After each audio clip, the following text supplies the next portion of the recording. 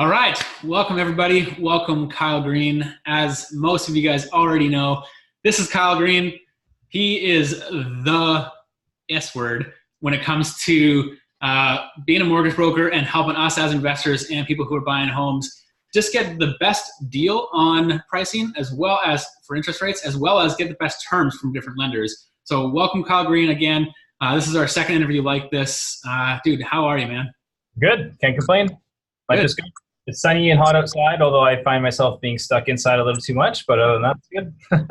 I feel you. Although yesterday, actually this last 2 weeks, I've been looking at a lot of properties. So It's gotten me out of the house and on the street and, you know, in the sunshine when it's around, but typically it's been raining and overcast the last little while. But today, guys, we're going to be talking about pre-sales. You know, there's a lot of kind of chatter around what the market's doing. You know, is it cooling right now? And then in different neighborhoods, it's not cooling. In Greater Vancouver, there's been a lot of kind of press around, you know, the recession is coming and that kind of stuff, just because there's been less activity on the go. For Victoria, not as much. For smaller markets like the Duncans and you know, further north, you know, it's still hot as ever.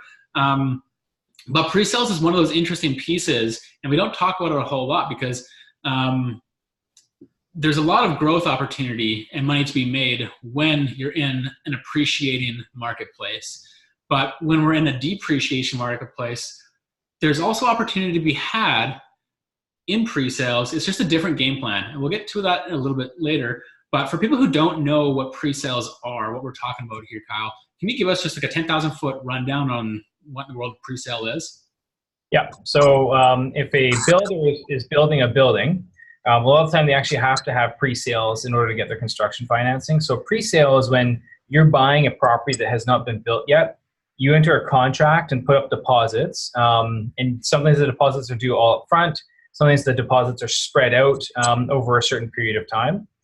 So you have a contract and you state, yes, I'm going to buy this property when it's complete. And usually the developer has some kind of estimated completion date, but that completion date can move. Depending on the building and what it is, you'll find that usually like a detached property is about a 12-month turnaround.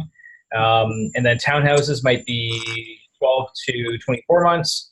And then a large like tower in downtown Vancouver could be 36 or 48 months. So it really depends. But now you're putting your money up and putting up a deposit, and then you wait until the project is complete. Right, and so you can go through pre-sales as both an investor looking to get a good return on your money, either pre-completion or post-completion, and you can buy pre-sale either house, townhouse, or condo as a primary residence as well, right? Correct. And so either way, you know, typically if we're buying a let's say a single-family home with a suite that's already been built, you know, maybe it's got tenants in it already, or people are living there, I as an investor have to put 20% down. If I'm investing into a pre-sale, do I still put 20% down? Depends on the developer. So generally speaking, usually between 10 and 20%. That's the standard. Sometimes on bigger, more expensive units, and let's say a penthouse in a unit in Vancouver, you might be putting 25%. There used to be a period of time where you can get away with like 5 to 10% down, and this was primarily before the subprime crisis back in 2008 hit. But then a ton of people were walking away from the contracts because if you had a deposit on a $400,000 place of 5%, so 20 grand, and then the property value just dropped by 80,000 bucks, there's an incentive for you to say, oh, what do I close and lose 80 grand, or do I walk away and lose 20 grand? So they wanted the deposits to be sizable. In some rare cases, we still see people get away with very low deposits, especially if they can prove that they're a first-time home buyer and planning on moving into the unit, because then the developer can go to their bank and say, hey, look, I've got 3 buyers who are only putting 5% in because they're first-time home buyers, and here's their approval from the bank showing that they're approved for 5% down. So it lowers the risk a little bit that they won't be able to close on it, but it still doesn't really reduce the risk that that buyer would walk away from the deal. Okay. I gotcha. So I want to talk a little bit about like the pros and cons from more so like an investor standpoint versus a home ownership, you know, primary residence viewpoint. But before we talk about pros and cons, how is it that people as investors can actually make money in purchasing and acquiring a pre-sale? Yeah, so on a pre-sale, the interesting thing is, especially if you can negotiate a lower deposit amount. So if you negotiate 10% down and you put up that deposit, now you own that contract. And so what we've seen is that if you buy it at $400,000 and then 2 years later, before completion, it's now $500,000, you could now flip your contract and assign it. Now, sometimes a developer will have built-in requirements where you either cannot assign it at all, or you have to pay a certain fee. And sometimes it's just a flat administration fee. Sometimes it's a percentage of the lift. Sometimes it's a percentage of the original purchase price or a percentage of the new assignment purchase price. But the cool thing is, if you put less than 20% down, so if you put 10% down on this condo worth 400 grand, so you put 40 grand into it, and then you make 100 grand on your 40 grand, making a really good return. You know, you're making a 250% return over 2 years, so 125% per year. If you had to put 20% down, then your return on investment would be half of that. So in an appreciating market, a pre-sale can be really good. You're also getting access to a brand new unit. I would say, in my opinion, it's debatable whether you're necessarily getting a deal or not getting a deal on the pre-sale. You know, they say, oh, you can buy it at today's prices and close on it tomorrow, but you can also buy a used property at today's prices, right? And have owned that and maybe produce some positive cash flow and had a mortgage paid down in the meantime too. And so that would be one of the cons of buying a pre-sale, is that especially if the deposit is 20%, you're putting that cash in and it does absolutely nothing for you until the building's complete. So there's no mortgage paid down and there's no cash flow coming from it until you're complete. Right. So that would probably be the major con. The other potential con too is that financial positions change. We have a lot of clients that decide, okay, today I want a pre-sale. And then 2 years later, when it's time to close on it, all of a sudden that pre-sale doesn't really fit into their personal lifestyle or game plan anymore. Maybe I just talked to a client last week. She's probably going to sell her unit. She used to live in Surrey, and now her life is changing and she wants to live downtown. And so now she's thinking, well, geez, now what do I do with this property? I don't really want to have to move into it. But if I sell it now and assign it, I'm going to be paying capital gains on that. So sometimes the financial situation in your personal lifestyle can change, and a couple of years can be a long time. A lot of things can happen in that time frame. Yeah, for sure. And like, to reverse it, if you're buying a condo downtown and then all of a sudden, you get informed that you're having twins, that condo no longer looks as appealing. I want to park my money in a home where I have, 3 bedrooms and a yard to, play baseball with or whatever. Yeah, baseball, hey? My backyard, it doesn't freeze here, right? So we can't play hockey in the backyard. A lot of bunts back there in the backyard. Well, they're like 2 years old. They're not swinging for the fences. Yeah, I know. Well, yeah, maybe. You mentioned about assignments and how we can make a profit on the lift of assigning. And so, in a lot of times, the properties that we're looking for, whether it be single-family homes or small multifamilies, we go get it under contract and we include a clause in there for an assignment that we have the ability to assign it to an investor.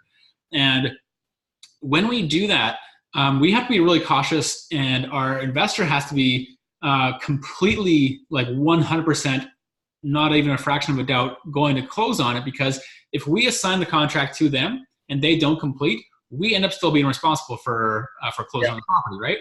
So our pre-sales the same in terms of that assignment? Like, we still are kind of on the block? Technically, yes. It's still a real estate contract, so it's the same things would apply on that. One other issue you may run into too is that when you're signing a contract and there's a lift in the price, a lot of banks won't finance that lift. So in the original example, if the current purchase price is 400 grand and that's what you bought it for, and you're selling it to somebody else for 500,000, the new buyer may not be able to get financing based off of the $500,000 price. They might be getting only based off 400,000. Gotcha. So if you're an investor putting 20% down, you'd be putting 20% down on the 400,000 and then making up the remainder in cash. So your down payment would actually be 80 grand on the 400 and then another 100 grand. So you're putting 180 grand down on a place worth $500,000, like 35% down. That's a lot of money involved, especially if you're looking for a second or third property, like in the near future or immediately after. Yeah, I mean, there are some strategies where a few lenders will lend on the lift. It's just more difficult. And if you're an investor with a lot of moving parts, you often don't have the luxury of being able to shop around to all 40 lenders to get your mortgage approved. You might only fit with one or two banks. And if those two banks don't finance the value of the lift, then you might be putting a hefty down payment down to do it. And so if it's harder for you as an investor, if you bought this pre-sale and then try to sign it later, if it's harder for other people to close on your pre-sale, then that can negatively impact the ability for you to offload it, especially with the developers having some restrictions on being able to assign it in general. And then you throw in the financing part too. Right. And I wanted to highlight something that you said about 2 minutes ago or so. And that was, with pre-sales, you're looking at completion way down the road.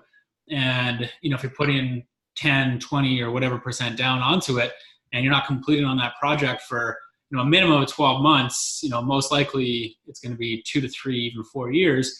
You really have to factor in what that opportunity cost is. So that money is locked away. You can't get any kind of return or growth on that. You need to make sure that A, you don't need that money in the next couple of years. And B, you got to factor in, if I invested that 100K somewhere else into a different property or another fund or anything like that, there's that opportunity cost you have to factor in if you're looking long-term, right?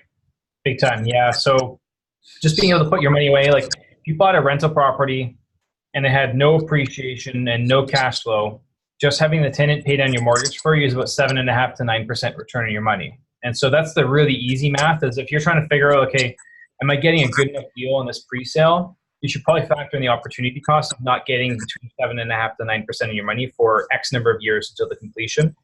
The other challenge too, and we run into it all the time. In fact, we had a conversation this morning with a client in our office that they've got 2 pre-sales coming up in the next couple of years, and they want to buy properties now in the interim.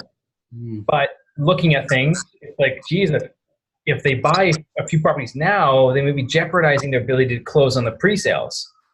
But a lot of lenders won't look at financing the pre-sales until much later in the process. A few will look at financing you and trying to give you an approval now, but a lot of lenders won't. And so if you don't get a long-term rate hold that's fully guaranteed approved by the bank, which we're told by the few banks that do this that they'll actually issue an approval and they won't revisit the file. They won't check your credit. They won't make sure that you still have a job or anything like that. So they'll fully approve you. But it still makes us a bit nervous that, what if the policy changes and a year later the bank says, actually, you know what? The government wants us to actually do this. So sorry, we need your new employment letter. And I lost my job actually, or just changed jobs, or this or that. Or I bought 3 rental properties in the meantime. Well, geez, now you don't qualify. So it's a bit of a concern, and we don't want to discourage people from buying rental properties. Like, we'll try to look at building a file and making assumptions. So we'll say, okay, we're going to build a file assuming that you're buying the pre-sale and that you are now purchasing properties that you want to purchase in the interim, and making sure that this pre-sale deal still works. That way we know that if you do buy a few properties in the meantime, that you're still be covered. But there's still a bit of a concern there that you could be jeopardizing your ability to close on a deal that you already have a deposit on. Right. And guys, for everybody who's watching this right now, I really want to stress this. And this is one of the reasons, one of the factors. I'm just going to praise you here for 1 second, Kyle. This is one of the factors that we love working with you and your team with, because you guys take the time to understand what my, as investor or home buyer, needs are. Whereas a lot of brokers or people within other financial institutions, they're just thinking transactional. Get them in, prove them, get them out, and how many can I do in a day? Whereas you guys take a little bit different approach in the sense of, I want to see, I want to know you a little bit, right? And I don't want to just do a one-time date kind of thing. I want to build a relationship with you, and I want to plan whatever is best for your future. And that's something that we really value with you and your team. We talk about that all the time, at our meetup group. And I just wanted to thank you for taking that extra time. So, if you're just simply transactional, you'd probably make more money. But because you're so invested in our growth, it just really builds your reputation, and it speaks volumes about the quality of staff that you have there. Thank you. Yeah, I appreciate that. Yeah, honestly, I do pretty good. We make pretty good money here. We don't want to be putting people into situations that jeopardize their financial situation. And I see this happen a lot, where people get advice from another broker or another bank, And we look at this and we're like, holy cow. And then we're trying to put the Superman cape on and try to save it. We've seen that enough times that we know what things may go wrong in the future, and you want to try and limit those issues as much as possible, right? Yeah. I'm going to do a quick little rewind again. And you highlighted the average returns for just your principal recapture. Mm-hmm. Right? So typically we kind of teach like the CAR system, which is your cash flow, your appreciation, and your recapture of your mortgage. And in total, maybe you find something that's like 20, 30, or even 40% returns, where, your typical stock, I think the S&P 500 averages around 8%, mm-hmm. Span over 40 years or whatever it's been. You can get that almost guaranteed mm-hmm. just principal recapture. I know. You just said 7 to 9% is your typical one. And then your appreciation is bonus. You do it right and you get cash flow, that's bonus. And that's just adding to your returns. And that's one of the brilliant things about real estate in income properties is the massive return that you get out of it, not to mention the wealth that you can create from it down the road with either leveraging your equity or just multiple streams of income, et cetera, et cetera, et cetera. But I just wanted to highlight that. That's really cool that you broke it down that way. You took away like the upside aspect and just basically laid it flat, simple. As long as people are paying your mortgage, it's a guarantee kind of thing, right? Exactly. Yeah, and I think it's not quite guaranteed because the tenant could leave or your rent could drop, but it's pretty darn close to that. And I do a lot of presentations and I talk about the 3 ways you make money in real estate. And when I bring that item up, and I always ask the audience, like, so who here is getting 7.5% to 9% in their stock portfolio? And the stat is incredibly accurate. And I've asked this question probably 30 or 40 times. The stat is 1 in 50 people in the room put up their hand. 1 in 50? 1 in 50. Now, there's probably a couple shy people that don't want to put up their hand that are getting it, but like maybe the stat is 3 in 50 people in that room are making more of a higher return in their stock portfolio than just the principal recapture in real estate. Wow, that blows my mind. Yeah, it's crazy. That might be part of the reason that we've seen a lot of influx in attention on the West Coast here, right? Like over the last 4 years, appreciation has gone nuts. Being a real estate investor, the lifestyle of it and the idea of it has gone through the roof as well. And so people might be finally catching on.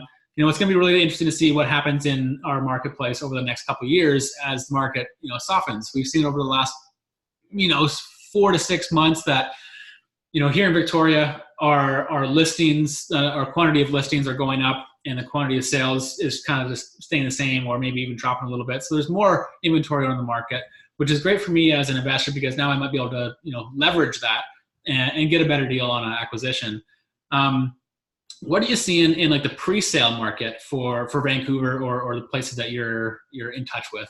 Yeah, well, Vancouver is an interesting beast because the pre-sales that happened a number of years ago got pre-sold so quickly that the developer doesn't have any units left over.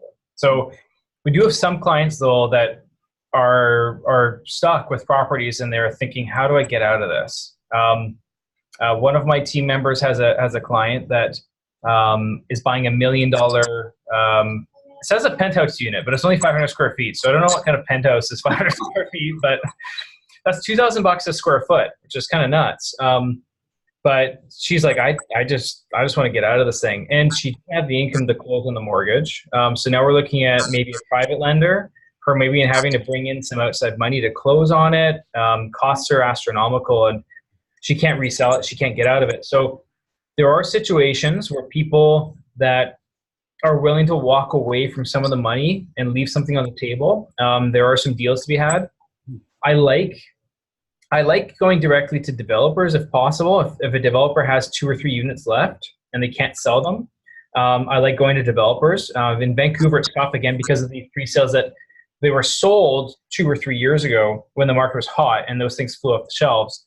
But in a more balanced market, you're going to have a few units that weren't pre-sold. And if the market's really slow and you go to close and they complete and there's still a few units left, you can go and negotiate with the developer. Because the developer at that point, those are just pure profit, those last deals. And they just want to get their cash and then move that cash into the next project because they need that cash to keep revolving. They don't want to be sitting on units trying to rent them out or whatever. I would say that one difficulty or challenge with this is that a developer probably will not want to drop the price aggressively before completion of everybody else, because if they drop the price, they might negatively impact the appraisals for everybody else. Because now if they, let's say that $400,000 unit, they're now going to sell it to you at a fire sale price of $300,000.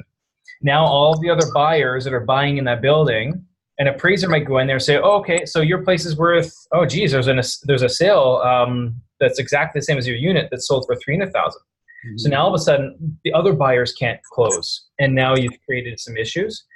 A lot of times the developers want the prices to remain stable and flat so that there's no data that shows that there was a low valuation and a low sale price in the building. But after closing and after all those people with the pre-sale contracts have closed, that's probably where you can move in and potentially snipe a really good deal. Yeah, it's a great tip. And like going straight to the source, you always have the ability to negotiate that extra little bit, right? Yeah. And I was talking to somebody who's into real estate in Vancouver, and they said that the attention from developers, there's a little bit of worry on the pre-sale side of things. Whether that's true or false, I have no idea. But the interesting part about it that I like to think about is, let's say there's mass media and a bunch of people, investors and homeowners, are just not even looking at pre-sales because they're just uncertain with the marketplace, where it's going over the next year, 2, 3, 4, or whatever. We have an election coming up that might change things. Who knows? But let's say everybody's just avoiding pre-sales altogether. There's that cool quote from Warren Buffett that you and I were trying to figure out earlier, and it goes something like this: when everybody is, when maybe you have it there, that's better, but it goes like, when you're fearful and others are greedy, be greedy when others are fearful, or something along those lines. Yeah. Be fearful when others are greedy, and be greedy when others are fearful. So I think that the key is that's a good buy low, sell high mentality, right? And I think that he talks about when the market is running up like this, maybe it's a good time to take some money off the table and sell. And when the market's doing this, maybe it's a good time to start looking at buying, because now you're getting a bit of a deal, right? And I think it probably applies a little bit more to liquid stocks and other investments like that, but it still applies in real estate, because if the market's doing this and somebody needs to sell, they're moving to Ottawa next month and they just need to get rid of the place, and there's very few buyers in the market, then you may be able to get a really good price. Sometimes it's tough when, like in Victoria, you're seeing a lot of supply hitting the market, but that supply could just be people testing the market. It might not be true buyers who will sell at whatever whatever a buyer will bring to the table. So sometimes you see that, especially in Vancouver, it's a really resilient market. People will put their places up on the market and they say, oh, here's the peak, I'm going to put it on the market. But they will not sell unless they get that price, that peak price that they have in their head. Right. So it depends, but no matter what, this is why I love working with investors. And this is, more diving into my business a bit, but when the market is slow, we're still pretty busy, because investors are always looking for a deal, and you should always be looking for a deal, because if you're not looking, and because the market is soft, if the market is doing this, but somebody needs to sell and you can get a price down here, even if the market keeps dropping, it still needs to drop quite a bit before they hit that price, right? And so it's always good to be always looking, be on the radar, be checking out places. And if you find a motivated seller who needs to sell, then maybe you can negotiate heavily on price. Yeah, no, I'm so glad that you mentioned that, because, that's something that we talk to our mentee clients about all the time. People get a little bit of concern about the softening market, so they ease off the gas pedal a little bit, where you need to reverse that mentality and push a little bit harder on the gas pedal, because when the market is softening, there's going to be more motivated sellers out there. So go look at more property, go make more offers, and go make lowball offers. Find a realtor that can do that for you and who wants to be able to nurture you through that process, because like you were just saying, you never know. If the market's doing this and you find that seller down here, that's a great position to buy in. Yeah. Exactly. Yeah, and I am seeing locally here, I think the market is starting to balance out a little bit. We're finding that activity is picking up a little bit. I think that we have seen some of those really good deals where I'm looking at the property and thinking, wow, that's a really good price. And And now, as soon as you see that you kind of come into that trough, a lot of time it jumps back up again. You have a lot of people all sitting on the sidelines waiting for that. Well, I'm just going to see what happens to the market. And eventually when they see that market start to tip and turn a little bit, boom, everybody jumps in. And then now you're in a back and bidding war situations with people. And not to say that now absolutely will happen to the same extent we've seen in the past few years, but it typically does happen in that fashion where it jumps back in and you go from a seller's to a buyer's market real quick, or a buyer's to a seller's market real quick. Right. Yeah, totally makes sense. Switching gears back onto pre-sales here. We've talked a little bit about some pros and cons. The other pro that I just had written down here was that while let's say you buy a pre-sale, while it's sitting there and you're waiting, the bonus, even though you're not getting any returns on it other than like some potential appreciation, the bonus with that compared to buying an investment property where you're managing tenants is you don't have any tenants to manage. Yeah. There's so many investors out there that we work with. They're like, I don't want to be an investor in real estate because I don't want to be a landlord. Well, great. Hire a property manager or people like us and do a joint venture or something like that. But the other aspect of it is pre-sales are a good option because you don't have to be a landlord.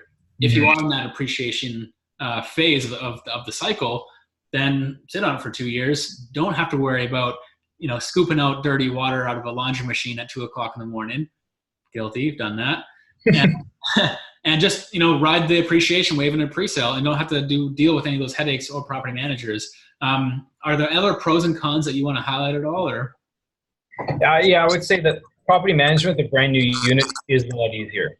The dishwasher probably is not going to break. The door handle is probably not going to break. So I would say that the property management is definitely easier.